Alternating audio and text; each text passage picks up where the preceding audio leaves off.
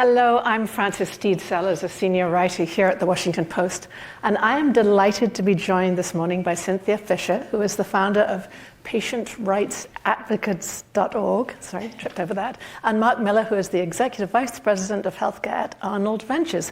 And a very warm welcome to you both. Thank you, Frances. So Mark, I'd like to start with you and talk about the difference a little bit between regulations and reality. We had the ACA in 2010, and we've had further federal regulations in 2021, I think. How do those work, and what's the actual reality for a patient when it comes to hospital pricing transparency when they enter the emergency room and end up in the hospital?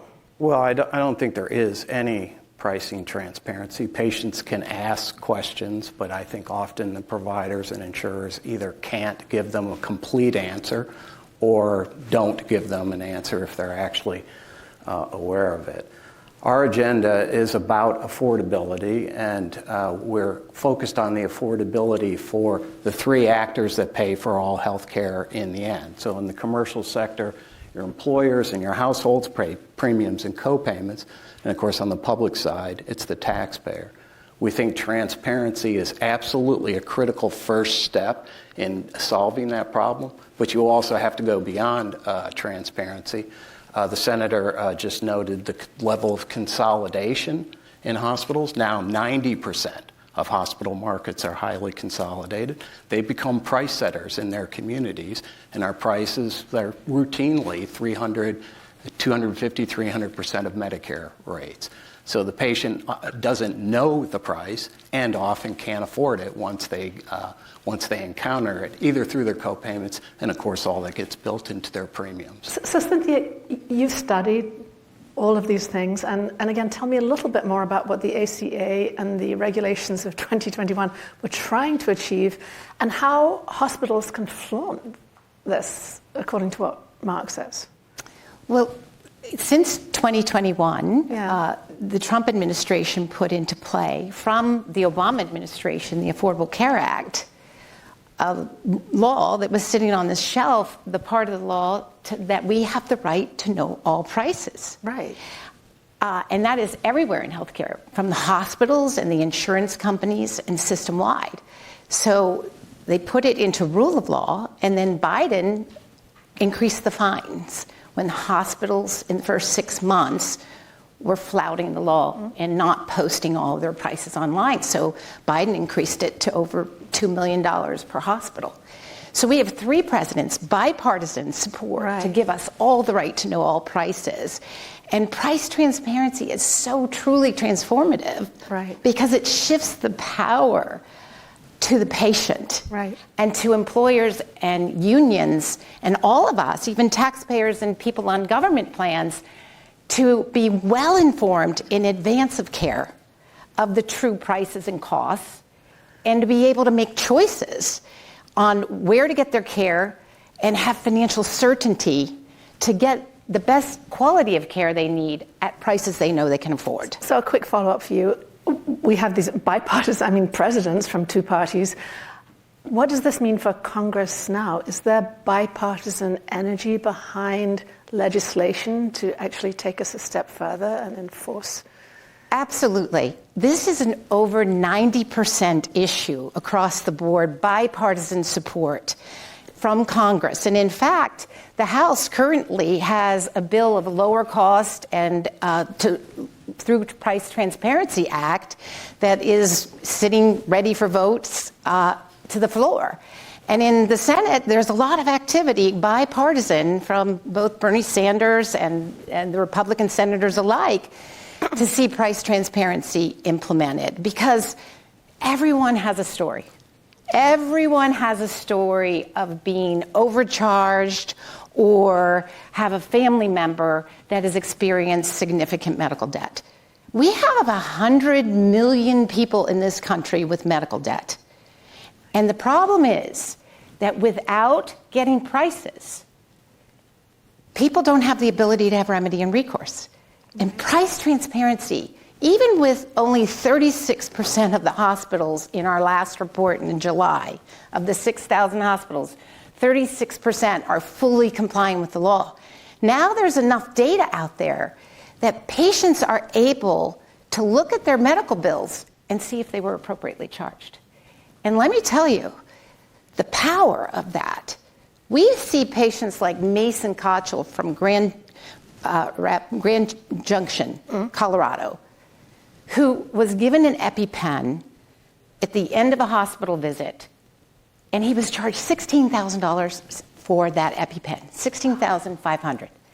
And the insurance negotiated it down to $4,900. And he knew surely he had to be overcharged because he's only paid $70 for an EpiPen with a prescription in the past. How does he fight it? Well, he went to the hospital pricing file and found his insurance plan. The negotiated rate was $300. Still a crazy amount for an EpiPen. And a very educated person who could follow through on all these steps, right? Exactly. I mean, that's one of the inequities here. But If Mark, I could just comment on the House bill for a second.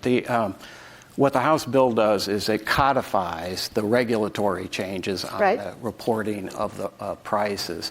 A second piece, and we support that completely, a second piece of transparency that I would say that the Congress needs to take up is also transparency into ownership. Who owns the hospital? Who owns the physician office? Who owns the nursing facility? Because this consolidated position that they have allows them to set prices throughout. That bill also goes on and embraces a policy that's referred to as site-neutral policy. What that is to address is when a hospital purchases a physician practices, they redefine the hospital or the physician practice as a hospital, and then on the commercial side, they add a facility fee, and on the Medicare side, they bill it through a higher hospital rate. Let me just finish. And what this would do would say that for routine services in a physician offices, you cannot raise it to the hospital prices. So they're looking at transparency, but they're also taking action to try and make the price more affordable. So I have a very practical question. Here I am, I walk into the emergency room. I actually don't probably know what I need. Something has happened to me. How can I go about price shopping as a consumer? And this is why, with all respect, we absolutely embrace transparency. It is a first step, in my opinion. It is necessary, but it's not sufficient. I don't think the patient often is in a position that they can negotiate. If you're unconscious on a gurney, you're not negotiating.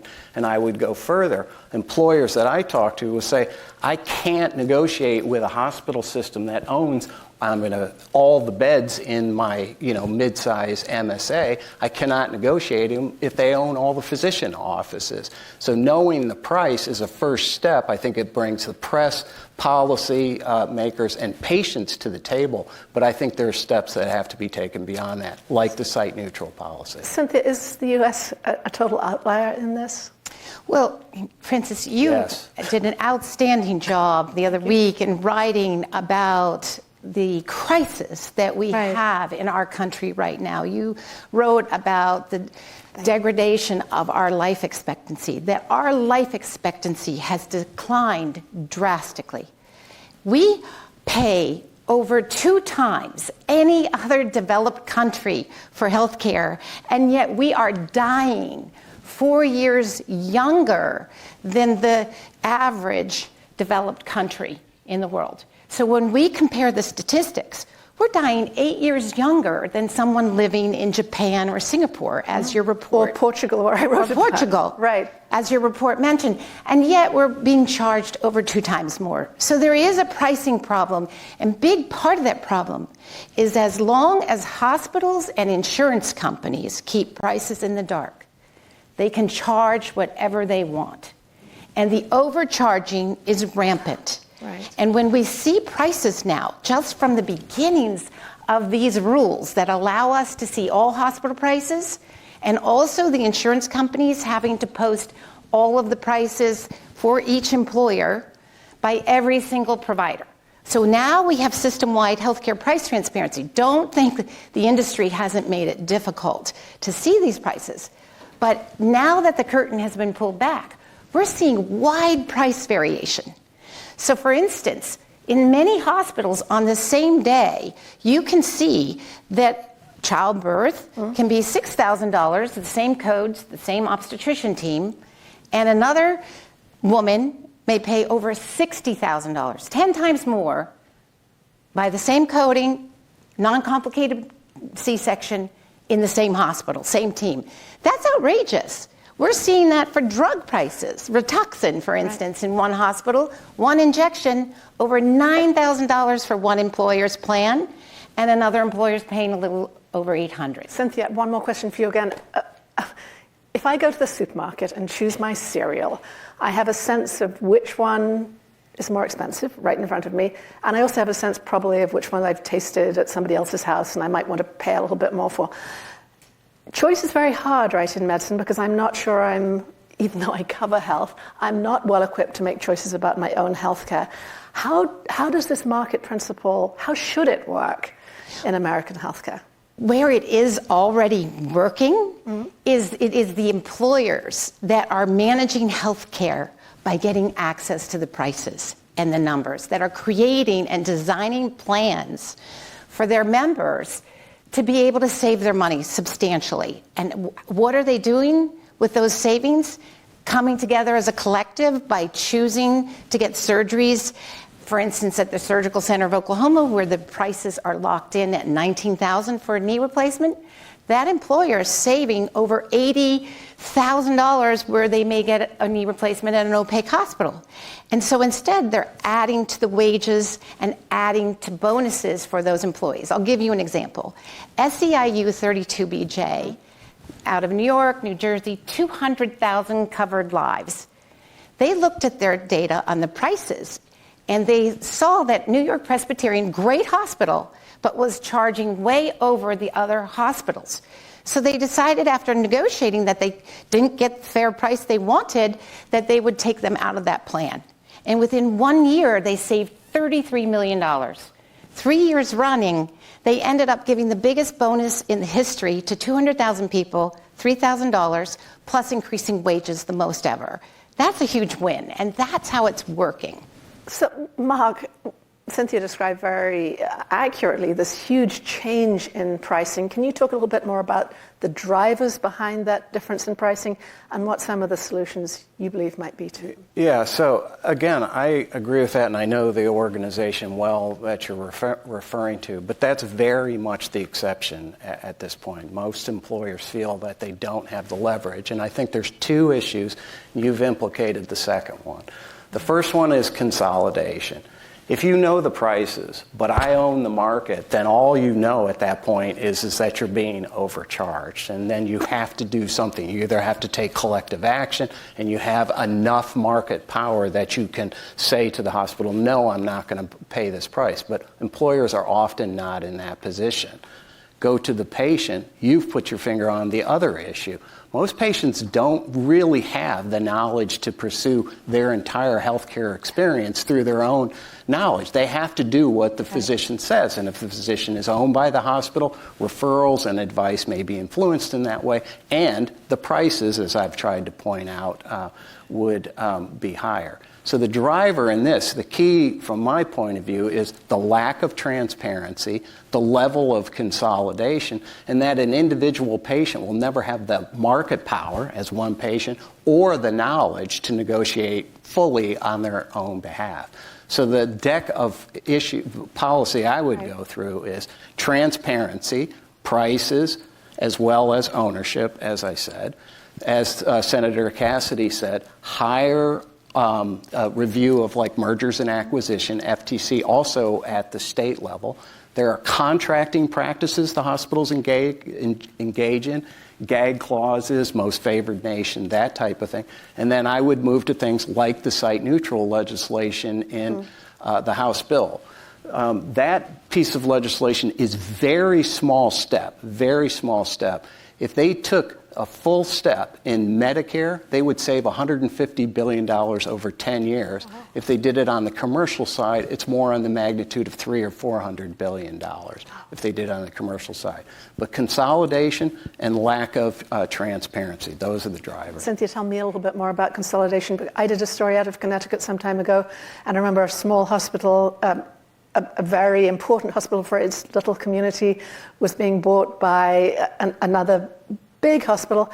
It was described to me by some people as economies of scale. Because of the bigger organization, prices would come down. Others said exactly the opposite, that lack of market competition would drive prices up. What's your belief about what is happening with consolidation? Well, I think that's why we need the prices. Because if we see the prices everywhere, then we actually benefit from competition.